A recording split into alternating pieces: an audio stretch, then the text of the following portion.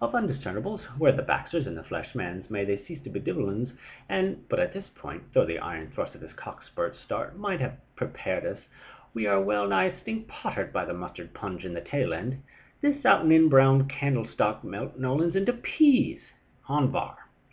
Disliking as he was to Drury or drama, her wife Langley, the prophet, and the decentest dozenest short of a frusker who ever stuck his spickle through his spoke, disappeared, in which to doing he has taken all the French leaves unvailable out of Calonne Quiller's pravities,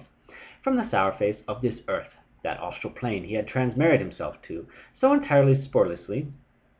the mother of the book with a duskwist tabularizing his obliteration done upon her involucrum, as to tickle the speculative to all but opine, since the levy, who might have been Langley, may have really been a redivivus of paganism or a volunteer Vowsden, that the hobo, who possessed a large amount of the humoresque, had transtooled his funster's latitat to its finterest interimost.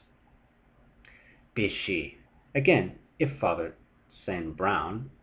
tea and toaster to that quaintest of yarn spinners is Padre Don Bruno, true and troster to the Queen of Yar Spain, was the Reverend, the sodality director, that eupeptic vice-flayer, a bare-faced Carmelite, to whose palpitating pulpit, which of us but remembers the rare valent and honourable Fratomistor Nollenmore and Braun, singing society sirens, see the Roman Catholic Prespossum, fortunately became so enthusiastically attached, and was an objectionable ass who very occasionally cockaded a Raffles ticket on his hat, which he wore all to one side like the hangle of his pan. If her elegance saw him, she'd have the canary, and was semi-privately convicted of malpractices, with his hot-wash table-knife glossing over the cark in his pocket, that same snob of the dunghill, fully several yearshams riper, encountered by the General on that red-letter morning, or May noon Job's day. And were they?